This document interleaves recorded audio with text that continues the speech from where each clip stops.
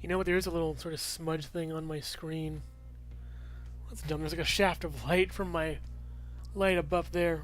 That just hurt my eyes. Okay. Probably hurt yours too. Welcome back to another edition of every movie I've ever seen, ever. It's been fun so far talking about film. I love doing this. I really do. I hope you guys do too. I see a lot of the views like spike a couple days after. I hope more of you join me. I know it's random and sporadic lately. My job has been random and sporadic. I work events, parties and stuff. Sometimes things just show up out of the blue. That's my main job. This is my side job. But I hope you're all having fun. So, let's go. Without further ado. The movies. Number 26 is, this is for 1985 to 1989, by the way. So the back half of the 80s. Oliver and Company kind of sucks. Not a big fan of it. It isn't that great. It's about a cat. It's based on Oliver Twist, and it's about a little cat named Oliver who gets taken in by a family of dogs who work for a mobster, and then he gets taken to like a rich girl, and they have to save the rich girl from the mobster. It's okay. Nothing really that great. Georgina the poodle was funny. I liked her. Dom DeLuise is in it. This is kind of like a movie trying to be a Don Bluth film, I feel. It just doesn't quite get there. I don't think anyone can really get close to Don Bluth in a way. It's just not going to happen. It's not going to happen, Chief. It's not going to happen. I'm going to move my... There we go. A little bit lower so you can see my hands a little bit. Alright. So next one. Wall Street. I forgot a lot about this movie. Honestly, it's about Gordon Gekko, I think. Michael Douglas. Love him as an actor. He's one of my favorite actors. Like, whenever he's in a movie, I'm like, this is going to be a good movie. But I just forgot a lot about this movie, and I hate to say it like that because it seems to be pretty good. Charlie Sheen's in it. I forgot mostly about it, honestly. It's just not memorable to me, but it's got a good cast. Maybe I'll watch it again. Who knows? Honey, I Shrunk the Kids, another film basically like Wall Street that I watched years ago and forgotten about. Rick Moranis is in it. I love Rick Moranis. He's always good in whatever he's done and been doing. Hopefully he comes back in the spotlight somehow. I think I saw him somewhere. And this will just be a Rick Moranis sort of rant. I remember watching a review on this movie. The spiders are creepy. The effects are pretty okay. I love the ride at Disneyland. I'll talk about that. The Honey, I Shrunk the Kids ride was pretty fun. With like, you get like, the theater gets taken by a baby, and then a dog almost eats it, and there's like more bugs and junk, and one of those 4D standard things where all the, like, just all the theater gimmicks happen, like little air bursts come out to your seats, and I think bugs are like, descending upon you from the top of the screen. Water spats at you when the dog sneezes in your face. That was pretty funny. But other than that, I don't remember much of the movie. Black Cauldron sucks. I am sorry. I do like the Horned King. That's the only good part about this movie, is the Horned King. Everything else is really bad. Taron is awful and horrible. I probably should have put this at the bottom, maybe, but I like the fantasy aspect. The mythical stuff is pretty cool. Disney doesn't do enough medieval stuff, and it's one of my favorite genres, along with like pirates and junk and ninjas. I also like caveman too, when characters doing a caveman, to the point where I need to write that pilot, where they're all roommates. That'd be funny. But yeah, Black Cauldron isn't good. The score is pretty okay. The Cauldron Born are awesome. Gurgi, how do we? I can't do Gurgi's voice anymore. I'm usually good. Oh, Gurgi like munchings and crunching. My throat's a little dry.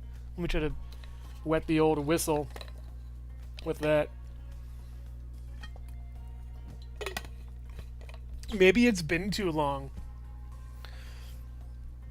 Oh, Gurgi doesn't like munchings and crunchings. Well, there we go. Thank you, water. Gurgi doesn't like munchings and crunchings.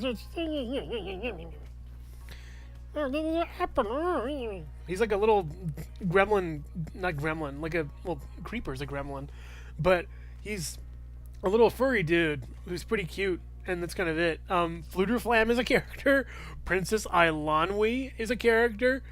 A character turned into a frog jumps into a witch's breast. I'm just gonna move on from this. It's a weird movie that doesn't have much coherence. Would have been good as a TV series, I think. If you clean it up, and section the movie out, there's a lot of sections in the movie that you can easily turn into a TV series and make it work much better than they did here. But yeah, Black Cauldron is weird, man. I also don't like Christmas Vacation. It's the cynicism of it to me is really weird. I'm just not a fan of how cynical this movie is towards the holiday. I love Christmas.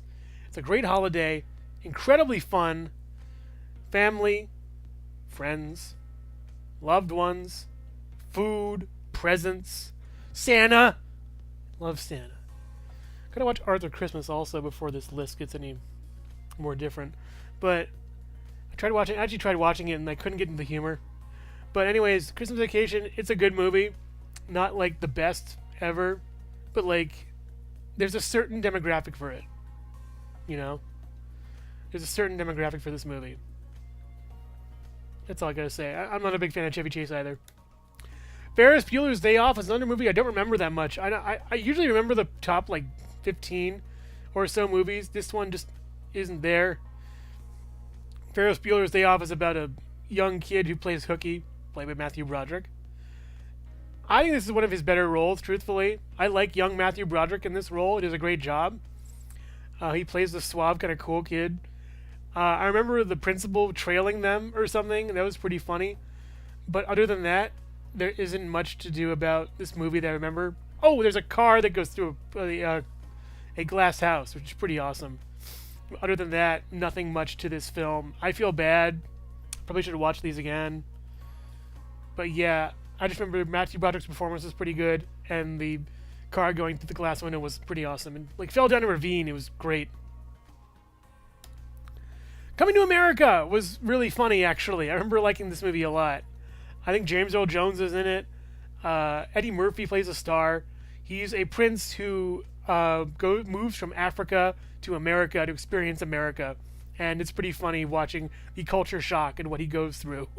There's a scene where he walks into a barbershop, and every character in the barbershop is played by Eddie Murphy, and it's so funny. He has a weird voice, a weird accent. It's pretty cleverly done. I don't remember much about it, but it's just Eddie Murphy's great. I love his stuff. He's a very funny guy. He knows how to ride that line between, and I don't want to sound insensitive, black and white, the kind of humor. He knows how to play to both sides, and it's very clever with what he does. And I respect him for that. He's a really cool dude, I think. Unless controversy has befallen him. But I'm glad he's, hey, Dolomite was great. I love that movie. That was really funny. Came out like a few years ago. That was wonderful. A great comeback for him. But yeah, Coming to America is a great movie. It's pretty funny. When Harry Met Sally, the infamous diner scene, we all know that one. It's about two friends who, want to be something more, but can they be, basically, without going too far into it. I don't remember watching this movie all that much. Carl Reiner, the director, I think his wife was the one who gave the infamous "I'll have what she's having" quote. Other than that, Billy Crystal's really funny. I forget who the female lead is in this one. I have to squint to see. I don't know. It's a good movie. I liked it. It's a romance movie. Will they, won't they kind of thing. It's good. An American Tail. This is like one of those movies that you'd probably be annoyed at or not. Where like it's about a little young. I don't know where he's from. I don't want to be ignorant and say where he's from. It's basically he moves from another country to America. A lot of Eddie Murphy, Fievel Mouskowitz, Yeah, just characters moving to America. So he moves to America, basically. Was there like an immigration thing going on in this year, I guess? But he goes to America with his family, and they get separated. And throughout the whole movie, you see him like walking somewhere, and his family is like right here. They do this kind of thing, and you're like, just look down. There it is, right there, and it's frustrating to me. There's a cat that pretends he's a mouse, which is pretty funny, and he's like the villain or something. There's a giant mechanical rat, and that's weird. I don't remember much about this movie. Once again, just little little tidbits and snippets of it. Don Bluth did this. I am still kicking myself for not saying hello to him. I feel like an idiot because I was at a convention and he was there. I filmed him. I did a short on it, but I didn't go up and say hi like a normal person. I also could have said hi to Richard Stephen Horvitz. I could have said hi to, oh my gosh, Phil LaMarr. Phil LaMarr was there.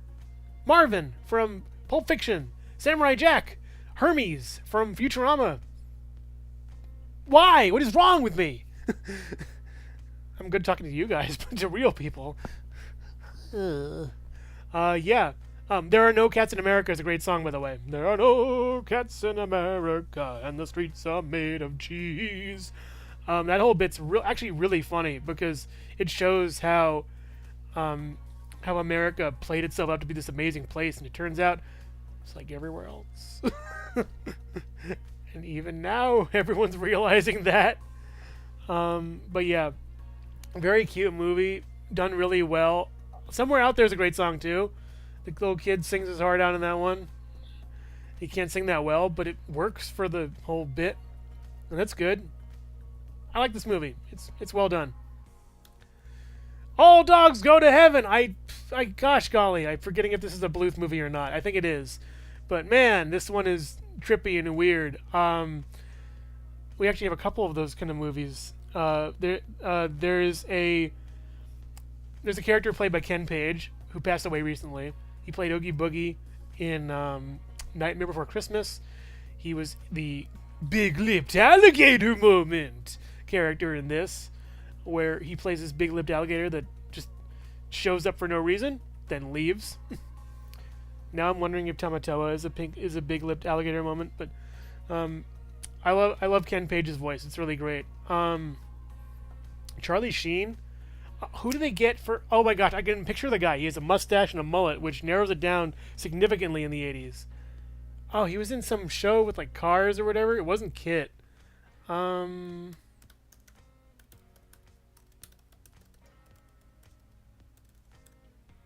Barker was a character's name. Charlie Barker, all dogs. Charlie B. Barkin. Burt Reynolds. That's who it is. Burt Reynolds. Oh, right. That's one of the great jokes from, what do you call it? I don't know. It's that movie with, what do you call it? Meet the Robinsons. Yeah. Dom DeLuise is in it. He plays a guy named Itchy, a little dog. He's very cute. Carface is a bad guy. I forget who plays him. I think, is it Robert Loggia? Carface. Ernest Borgnine. I was wrong. Oh, wait, maybe not. Wait. Vic Tayback. Oh, I guess he was in the movie, and then for like the sequels, they got Ernest Borgnine. So, yeah, Ernest Borgnine's great. Evil from SpongeBob, Mermaid Man. Yeah, All Dogs was pretty good. I remember the movie being nicely done. The animation's really great. The little girl's adorable, and Dom DeLuise is funny. I like that. Let's move on. Batman. Michael Keaton Batman is good. I'm not a big fan of this movie. I hate to say. I just don't get it. I don't really understand it. It came out like right before my time, but wasn't really my cup of tea.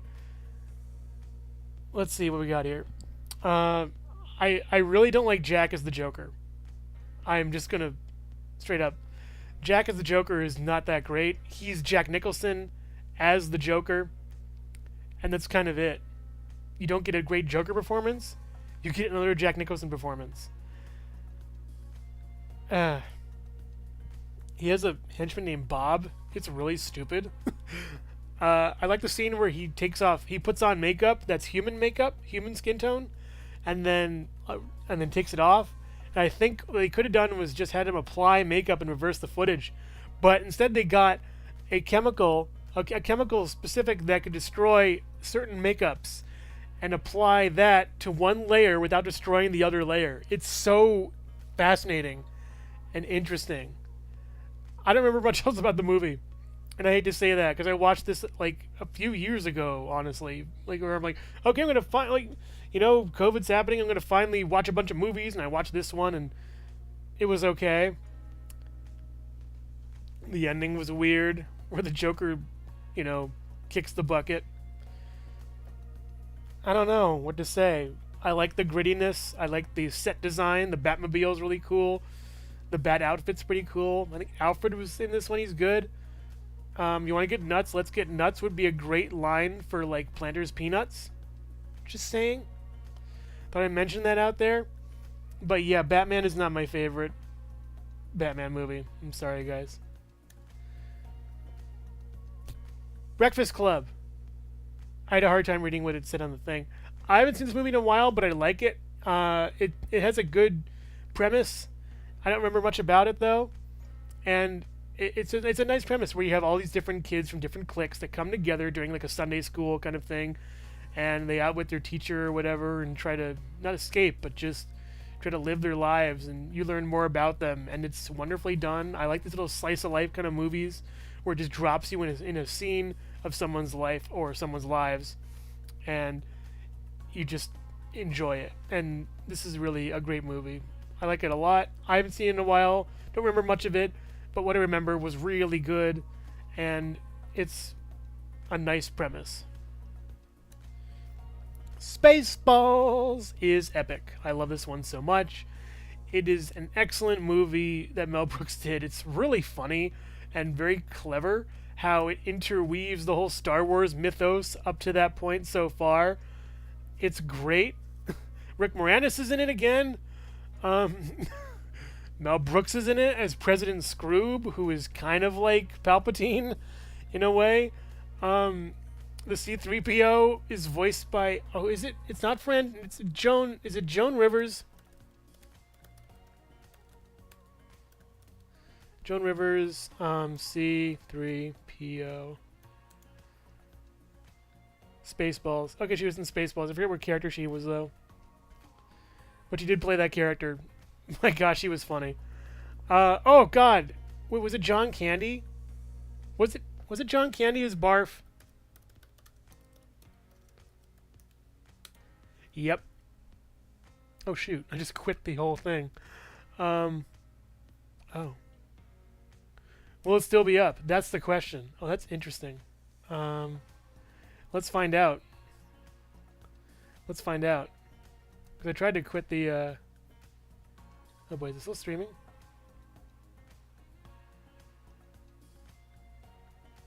Hopefully it is. Oh man, is it? Yeah, we're still going. Okay, that's good. That was weird. I'm gonna wave just to test it.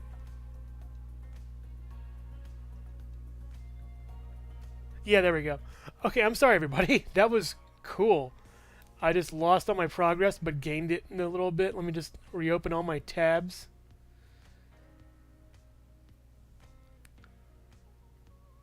Okay, I'll just keep this to a different... Yeah, there we go. Alright, so Spaceballs is great. I love it. Very funny. Dark Helmet's great. All the... I'm not going to say what joke it is, but all the henchmen being related is a great joke. I love that one. Oh my god, the combing the desert. Brilliant. Brilliant joke. With the little like hair pick just going down the line. Very funny. Very clever. Where it's like combing the desert, okay, that's funny. But then combing the desert with a specific kind of comb is even better. Pizza the Hut. Pizza the Hut is a great joke. I love that one. I probably should have put this higher, but there's a little better movies. I hate to say they could have done more with this. Mel Brooks could have stretched this out a little bit, and instead of parodying all the movies, could have just done each movie. What I would have loved to see is in like the late 2000s, he does one for the prequels, and then I mean, now you should know the sequel. But Spaceballs 2, oh god, yogurt. Oh my god, yogurt. I love yogurt. The food and the character. That's so funny. Spaceballs, the flamethrower. The kids love this one. Spaceballs, the wrecking ball. Spaceballs, the DVD. Spaceballs 2, the search for more money. I love Mel Brooks. I actually met him. He's a wonderful guy. I still think Young Frankenstein is a better movie. This one is really good, though. And yeah, it's just... what a treasure. What a treasure of a man. I respect what he does. I love what he does. He's a very funny dude. Give it up for him. Give it up for Mel Brooks. Not Mel B, but this specific Mel B, Mel Brooks. Yeah, Spaceballs is pretty funny. I remember the beginning being great, where the ship is just going for like a minute or two. It just keeps going and going and going. Not much else to say. Oh, I hate it when my Schwartz gets twisted. It's pretty funny. I like how they're like power rings, which is pretty nice. But yeah, great stuff here. Little Shop of Horrors, another weird movie, interesting and fun, about this plant that just grows to enormous sizes and eats people. And Steve Martin's in it, and he plays a dentist, and it's really strange. He sings, and it's a musical. I think I've said that already, but it's weird. I really enjoy it. It's strange. I don't remember much of it once again, but I think this one got a weirder vibe. But the non-canon or canon ending is one of the more gutsy things I've seen from a studio, where they just go like the plant grows and eats the world. That's the end point. And the studio chickened out and is like, no, they kill the plant. But the plant grows, multiplies, and eats the world. That's a fun ending. That's what more studios should do. And even though it's kind of non-canon in a deleted scene, I respect it for that. And it's wonderful. Ken Page also does a great job as the plant. Audrey, too. Oh, he does a great job with the plant, yes. Feed me, Seymour! Feed me! That voice he has is phenomenal. It's epic. Really well done, honestly. The puppeteering is great, too, on this one. It's really nice. It's a shame that everything is CGI now, because I missed that practical effects era of the 80s. It was wonderful. The Land Before Time. A lot of Don Bluth in this era, and I like it a lot. This is an epically good movie. I gotta stop saying epic, but it's a great movie about a bunch of dinosaurs that a little group of dinosaur children who go off and they're trying to find these little tree stars, these little leaves that are part of their ecosystem that they need to eat. And they come, and I think they're like orphaned or something, and they're separated from their family, and they come across like a T-Rex they're trying to run away from, and there's Littlefoot, who is a little brontosaurus. I feel like a long neck would have been better, but that's what they call him, I guess. Littlefoot, and then Sarah, Triceratops, she's like really grumpy and angry, kind of like the rival a little bit. Spike is like a dog, basically. He's kind of like an ankylosaur in a way. Petrie is the pterodactyl, and all the characters are voiced by kids except for Petrie. And Ducky is the little pterosaur. Pterosaur? No, I don't know what it's called. It's like a weird bill thing. But Ducky is the saddest character in the movie, not because of the movie, because the voice actress passed away because of her parents.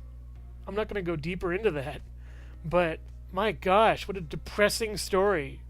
A child, by the way. She passed away shortly after filming. Maybe a couple years. But it just really just bothers me. The animation in this is gorgeous. I really love the ending of the movie where they push the rock on the T-Rex. It's really cool. And man, it really hits you in the feels a lot of points. And it's a wonderful movie. It's just so good.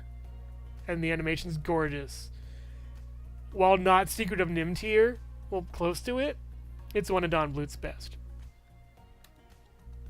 Little Mermaid. I like it a lot. A lot, actually. It's the start of the Renaissance, basically, for Disney. I mean, great mouse, but Yeah, it is sort of the Renaissance for Disney. I really love it. It's about a young mermaid who wants to discover humans, and she grows legs with help from a sea witch, and has to kiss him before she loses everything forever. And it's a beautiful movie. It's gorgeous. I love everything about it. Kenneth Mars is in it, who played Inspector Kemp in Young Frankenstein. And now he's in this, and he's great. The casting is wonderful. Jodie Benson is amazing as Ariel. The music is gorgeous.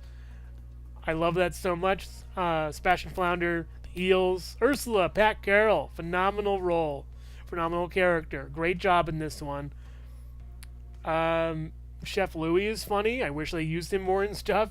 He's an insane chef with a lust for fish to just chop them up, and it's really creepy. But this is the start of the Disney Renaissance and the big comeback from Disney after the late '80s, mid '80s slump they were in. After Black Cauldron, it was like, where are we going? What's going on? And this movie put him back on the right track. Good job, Little Mermaid. Thanks. Brazil. It's a really weird movie. I think Eric Idle did it. I'm not exactly sure, but man's a genius. I think Bob Hoskins is in this one.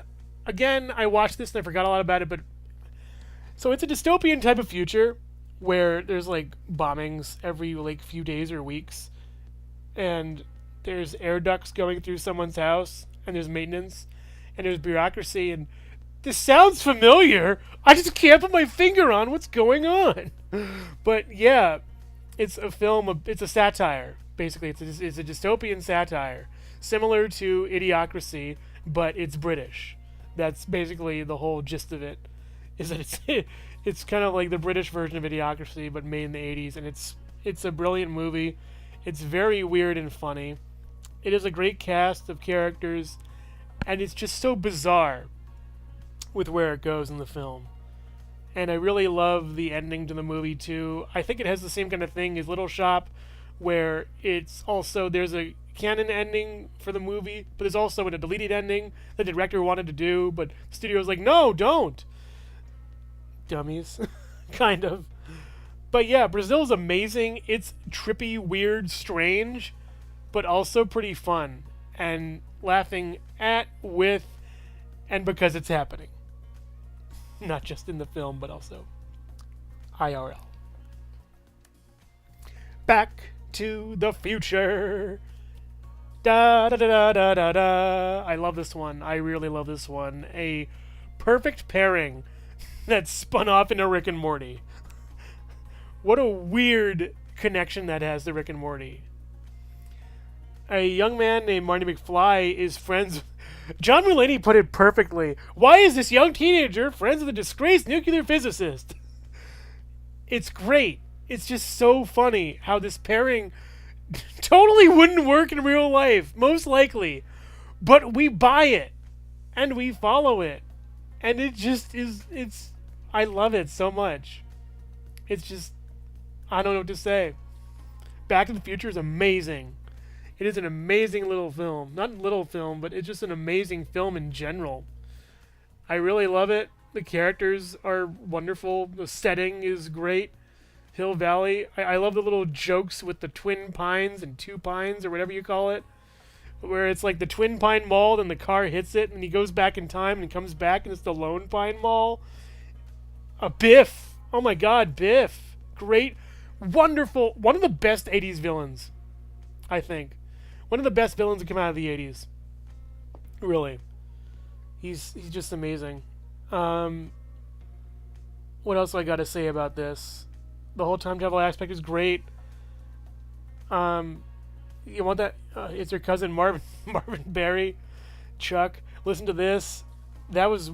God, it's beautiful. Johnny Be Good. The whole scene where George grows a spine and punches Biff in the face. That one's awesome. I loved it. I really, truly loved it. It is a great film for the ages. Zemeckis killed it. I think Zemeckis might be one of my favorite directors. Like, the films I've seen him do, They're awesome. But speaking of Back to the Future 2 is even better. Like, even better. Like, everything from 1 is just better in every possible way. Yes, there are contract disputes. Yes, the girlfriend is, like, sidelined for the rest of the movie. But, man, I love that bit where we see that, like, Biff has ruled over the town. And he's basically, essentially, in a way, Donald. I'm just going to put that out there. I think they actually may have modeled him after him, so that's pretty interesting. But I really just, oh my god. And then the old Biff is great. The makeup for that is wonderful. What are you looking at, butthead? Who you calling butthead, butthead? It's like one of my favorite lines. I love that line. It's so funny because it's two idiot villain characters doing idiot villain things. The Sports Almanac's great. I would love to find one of those. I want to open my own, like, theme park. I don't know, based on Bionicle or Metroid or something. That'd be pretty cool. Pikmin theme park. Anyways, sidetrack. I just buy the rights to Pikmin because Nintendo doesn't do anything for 10 years with it anyways. But this movie is just even awesomer than the first. I like the conflict much better. The stakes are way higher. And this is the best Back to the Future movie for me, I think. Just like Terminator, this is a film franchise that has two great movies. And then the other movie is just good. It's just a solid movie, I guess. Yeah, I don't have a high opinion of 3. But, c'est la vie. Back to the Future 2 is awesome. One of my favorites. It's epic. Aliens is better, though. I love Aliens. It's wonderful. Bill Paxton's in it. What I liked about the first one more than this one, though, is that there's way more tension. This one, they can destroy the aliens easily. They know what they're doing. But man, that queen, the alien queen and the power loader fight is phenomenal. It's so good. That's a really cool part of the movie. I love that one. And just, like, the story of it and how she has to protect the baby, the child thing. It really mirrors Metroid 2 in a way. In a lot of ways. It's pretty neat. Where Samus fights an alien queen and then saves a little baby. Which is awesome. I really like this movie. I love the Alien series. I've only seen 2 of them. What is it with the 80s and, like, 2 great movies and the third one is just awful? I don't get it. It just doesn't make sense to me. Very strange. But this one's really great. I love it a lot. Game over, man. Game over. I miss you, Bill. Love you, man. Who Framed Roger Rabbit? I saw this recently and I loved it. It was great. I saw it again. I think it's for like the 3rd, 4th time or whatever. What else can I say about it? It's like the original movie where if you combine live action with animation, you get this. And it's perfect, basically. Christopher Lloyd's in this again, after going over a couple Christopher Lloyd films. He's awesome. The plot twist with him is great. Hoskins steals the show. He was awesome. Roger Rabbit's fine, but Hoskins puts so much effort into this movie. It's wonderful. The props they use to have Roger, like, come out of the sink and spit water all around, that's amazing. How they worked this film, the behind-the-scenes stuff is brilliant. Brilliant to see on this one. It's incredibly just well done. I really love how they did this. The artistry, technical know-how, script, plot, characters, acting, everything. It's all here. It's all here. It's basically like one of the more perfect films out there.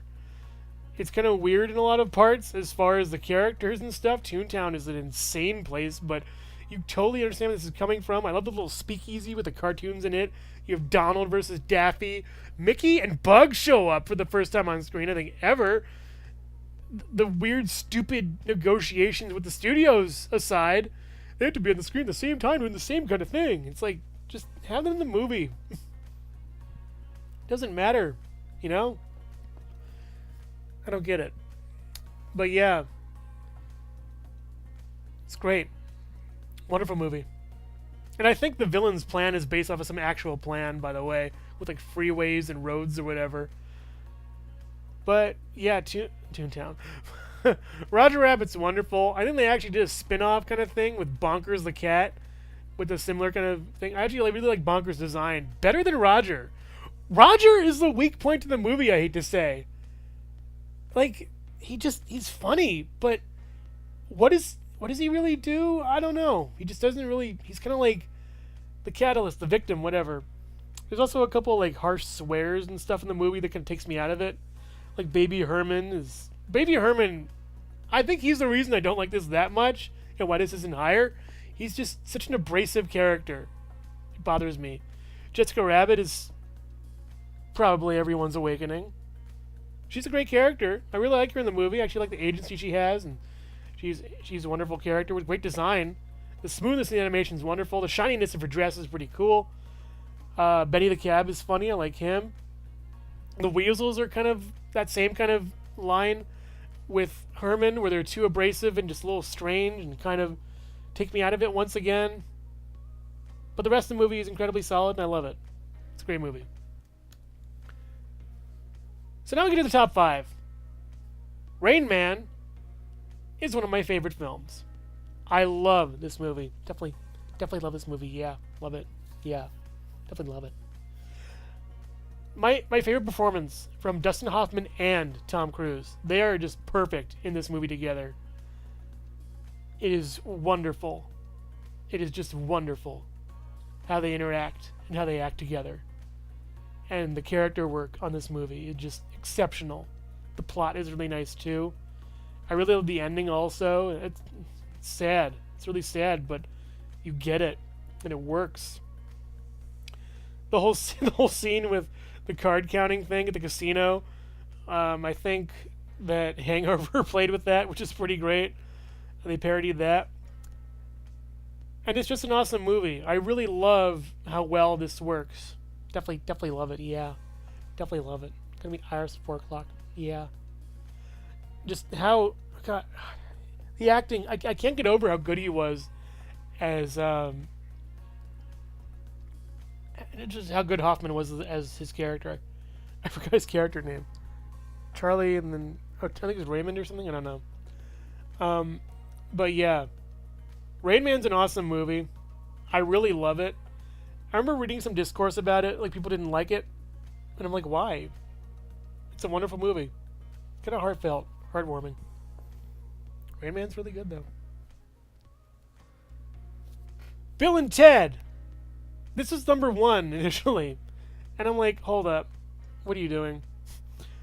I used to love this when I was a kid. It was a really funny, fun movie. It's about 2 slackers that are supposed to get an A on their history test. But it turns out the A on their history test, if they don't get it, the world is doomed. So now, with the help of George Carlin, I love George Carlin. With the help of George Carlin, who is a time traveler or something, they go to different time periods to collect people from history, like Socrates and Billy the Kid, and a bunch of other characters from like Genghis Khan and other characters from history, Abraham Lincoln, to just be part of their history project. And it's so funny that like all the other kids have weird history projects, have like normal history projects, but these guys have like a light show and fog and like pyrotechnics and stuff. It's wonderful. Bill and Ted are great characters. It's young Keanu Reeves, who is entirely different from old Keanu Reeves. And God, I always blank on who plays Bill. Bill S. Preston, Theodore Logan, Sam Witwer. Am I right?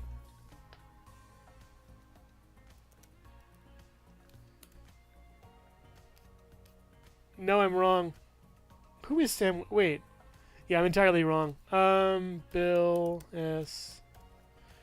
Preston, actor. Alex Winter. Okay, Witwer. I see that. Okay, so Alex Winter plays him. They do a great job. You could really tell they're bros. The characters are great in this. I love Socrates, or they call him Socrates. That's like, I love that line. Billy the Kid's in it. He's pretty cool, I guess. I forget who. They collect Genghis Khan. They collect Abraham Lincoln. They collect Freud. They grab a bunch of other characters. It's mostly focused on them. They have some princesses from the medieval times, I guess. Oh, Joan of Arc, Miss. They call her Miss of Arc, which is pretty funny. It's a shame that this wasn't like a trilogy, where they could have just been collecting more people as the trilogy went on to do their assignment. I would have loved to see more of that. I think they did like a TV show, like a cartoon, which is pretty, I think, funny in its own right. They're in a phone booth, which I think is a parody of Doctor Who. That's pretty clever. So, yeah, it's a wonderful movie. I think it's awesome, very funny and cleverly done. They fight in suits of armor and call themselves Luke, Bill, and Darth Ted. That's great. One little bit of direction that I want to mention in this movie that I noticed as a kid is that they have Billy the Kid and Socrates, and they're in the medieval times, and they see these princesses in a tower, and they're going to go talk to the princesses, and Billy the Kid and Socrates are left alone, and they give him a football, and he's like, just teach Socrates how to play, just Billy the Kid, Mr. the Kid, teach Socrates how to play football. We're going to talk to the princesses. And they go over, and in the background, you hear Billy the Kid say, "All right, Socrates." And I feel like that direction of having him not just not say anything, not just walk over there, but actually have a line that establishes a further dialogue between the two, just is wonderful direction, I think. And also the sound department did a great job of that too. I don't know why that stuck with me, like as a kid watching this movie, but that kind of like directing is really well done, where the main characters leave the room, but the scene still goes on. You still have a scene going on between Socrates and Billy the Kid playing football. And I really appreciate that direction. I don't know why I'm harping on that so much, but I thought it was a really good point when I was younger, and I'm proud of myself for thinking of that kind of thing when I was younger, I do want to go into animation. I do want to go into some sort of field of creativity. I'm kind of, fostering that now. But, yeah, I just found it to be a wonderful movie. It isn't really heartwarming. It's really funny. Oh, and there's a great part where they "Oh, where are the keys, man? Wait, if we went back in time and hid the keys, where would they be?" And he turns around and picks them up. Oh, yeah! That was great. Where they use time travel shenanigans. Just a brilliantly dumb movie, in a good way, in the best way. Intentionally dumb, intentionally funny. Great pairing of casting. And also George Carlin. I love George Carlin. This is in my top 10, and I love Great Mouse Detective. The grim and gritty atmosphere is wonderful.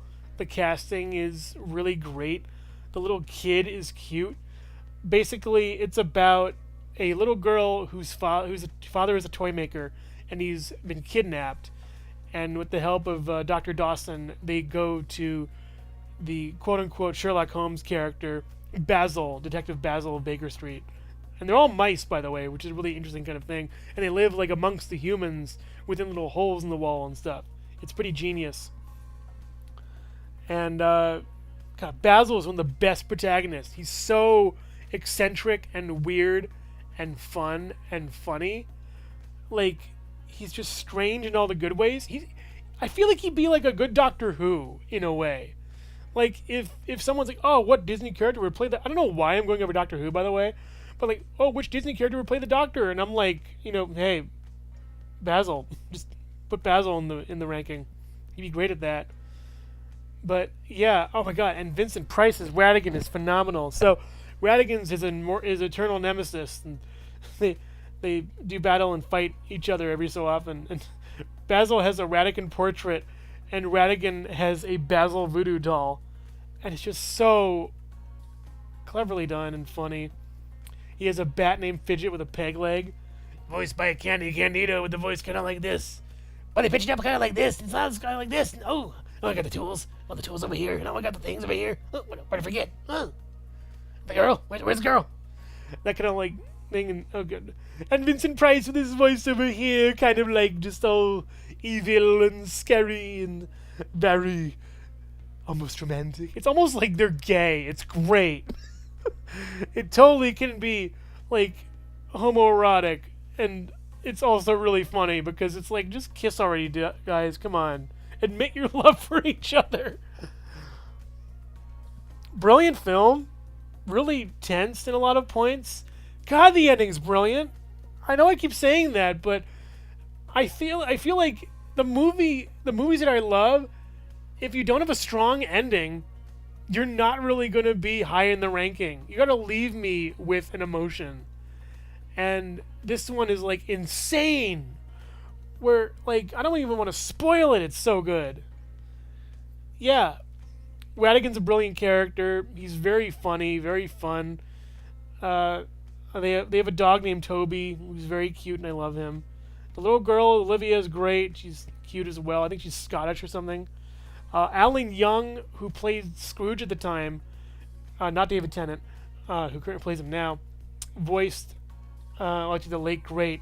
He passed away.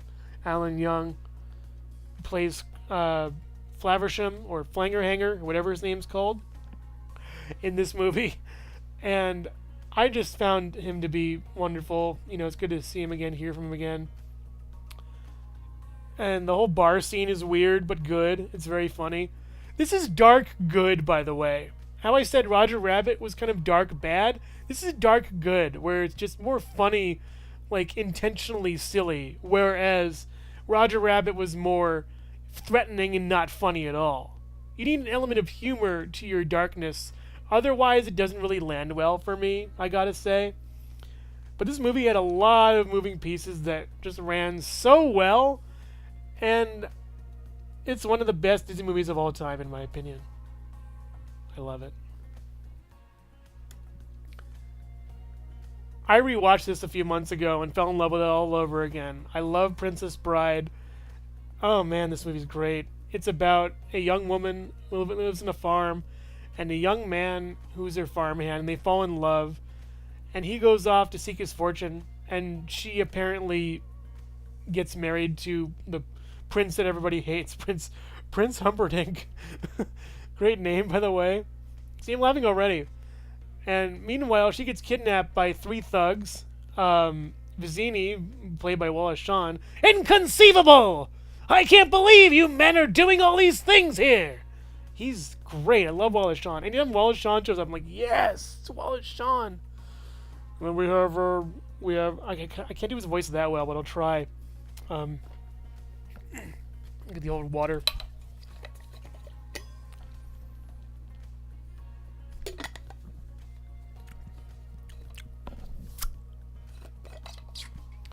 Never have you know. I'm almost doing like Stallone in a way. Yeah, you know, Stallone kind of like this. I gotta do Stallone and gotta kind of get a little bit cheaper. I don't know. I'm not gonna try.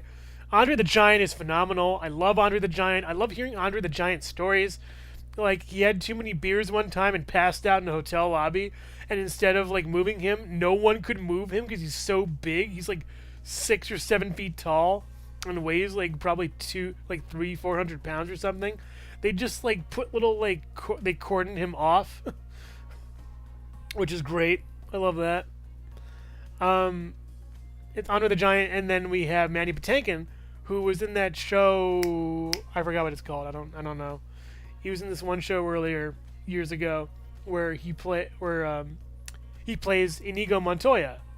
My name is Inigo Montoya. You killed my father. Prepare to die. And he's great. I love his stuff. Man, he's great in this movie. Wonderful character, and I think his father had actually passed away before filming, and he really put that energy in there that he really wanted revenge for his father. And man, the casting is great. Billy Crystal's in it. He has like 4 to 5 hours of screen time, depending on if you put all the takes in or not. Billy Crystal's like just genius. He's really funny. Oh man. What else? The story's great. The characters are great. The casting is excellent. Everything about it is basically perfect. It's a wonderful movie. It's very funny. Really clever. It's clever. That's what movies need more. Clever. It's knowing what you expect and putting a little twist on it. That's all movies need nowadays. Don't just try to make something new for the sake of making something new. Don't try to make something like, weird or outlandish just for the sake of shock. Take an old story, put a small twist on it, and it's gonna be gold, like this movie is. I really love Princess Bride. I respect the heck out of it. Peter Falk. Oh, Peter Falk's in it. He plays the grandfather, that kind of old man kind of stereotype. I think he has a glass eye, apparently. No, Peter Falk he's a good guy. And oh my gosh, a young Fred Savage. A young Fred Savage plays the kid. Fred Savage is great in this. He's really cute as a kid. What else we got? The settings are great. Anyone want a peanut? Anyone want a peanut? I cannot do the voice. I am so sorry, everybody. I've been trying to do the Andre the Giant voice for a while. It just doesn't stick. It's too deep. It's too, mucky in a way. But I really just love this movie. The characters are excellent. I keep saying the characters are excellent because they are. They're basically perfect. It's a brilliant movie. But it's not number one. I think my family didn't push me to make this number one, but to me it is. It's such a good story. It's spun off its own kind of genre, Die Hard on a blank, and just made a great name for Bruce Willis, I believe. It's awesome. It's just a really awesome movie. I really love this one. How well it's done. The characters are great. Alan Rickman is the villain in his first film role, crushing it. Yes. Oh, who played the Weasley the slimy guy? Come on, I'm your white knight. That kind of guy. Oh, he was great. Officer Powell. I'm forgetting actors, but man, I really just love the Carl, the long-haired henchman. What is it, long-haired henchmen that are important in this? We have Batman with Bob, and then Carl with this. Mr. Takagi won't be joining us for the rest of his life. My name is Alan Rickman. I'm doing Manny Patinkin. My name's Inigo Montoya. You killed my father, prepare to die. Man, but Alan Rickman's phenomenal in this movie. I really loved him in this. Die Hard is about a New York cop stuck in L.A. visiting his divorced wife at a Christmas party when the company is under siege by basically saboteurs, robbers, what have you, villains. And the only guy that's able to do anything is John McClane, Bruce Willis. And we watch him crawl through vents, we watch him climb elevator shafts, we watch him try to tiptoe around the whole place without shoes, mind you. He's not wearing shoes the entire movie. It's so funny. But it's a really incredibly well done movie. Very funny. Again, like Princess Bride, it takes the action genre and gives it a humorous twist. That's all it needs. Honestly, I feel like action comedy is my favorite genre. I love actions and I love comedies, but action comedies, yeah. It's I love Sonic 3 and I love Sonic and Knuckles, but put them together and you get a gorgeous, beautiful experience that probably won't be replicated. And I love the end of the movie where we have, where he's finally gotten to the top of the building or whatever, or at least the floor that the villains are on with his wife. And he's like, Hans! He has a gun. Hey, honey! Hey, honey! It's just brilliant. It's so well done. It's also a Christmas movie. It's also on top of all that, it's a Christmas movie too. Subtly a Christmas movie, but it's a Christmas movie nonetheless. Gosh, I love Die Hard. I love Die Hard so much. Yeah, it definitely deserves a #1 spot. But yeah, after all that fighting and stuff, they're hanging off, and the director's like, we're going to let go on 3. And they let go on 2 or 1 or something. And the look on Alan Rickman's face is a look of betrayal. And he's been double-crossed, and it's so funny. I miss the heck out of that man. I miss the heck out of Alan Rickman. I can't believe I'm dead. I can't believe I'm dead. Oh, the American accent scene was great, where he puts on an American accent and just like tries to fool McClane, but McClane already knows, and it's brilliant. I love it. I really love it. Gotta watch this again. My Christmas movie rotation with my family is, well, recently has been Die Hard, The Holiday, and Klaus. And those three are, I think, my three favorite Christmas movies. So if you have a Christmas movie that you want me to watch, put it down in the comments. Maybe I haven't seen it yet. There's a lot of movies in this list to go. A lot of things to do. Die Hard is an awesome movie, and I really just love this one. It's epic. But yeah, that was every movie I've ever seen ever from the back half of the 1980s. I don't know if I really want to have them fight with which one is which one being better, which one being worse. I probably would put in my top 5 for the 80s in general. Let's see. Let's try that. Oh, no, that's the wrong decade. Die Hard. Let's see. Die Hard, then Secret of Nim, then Princess Bride, then Return of the Jedi. Oh. Then Great Mouse, then Airplane, probably. For my top 6, at least. But yeah, that was the that was the back half of the 1980s. Every movie I've ever seen, ever. We're going into my decade next. And this time, it's not going to be like a combo of years. It's probably just going to be 1990. Maybe 1990, 1991, most likely, I think. Maybe 1992. That's like roughly 30 movies or so. And we'll cover like a couple decades here and there. But yeah. And I'm really looking forward to the 90s because, gosh, there were some good movies then. And I'm really happy about them. Alright, everybody. It's been like an hour. It's getting longer and longer as I go along, and I'll just do a big 10-hour compilation of it at the end or something. But thank you all for watching.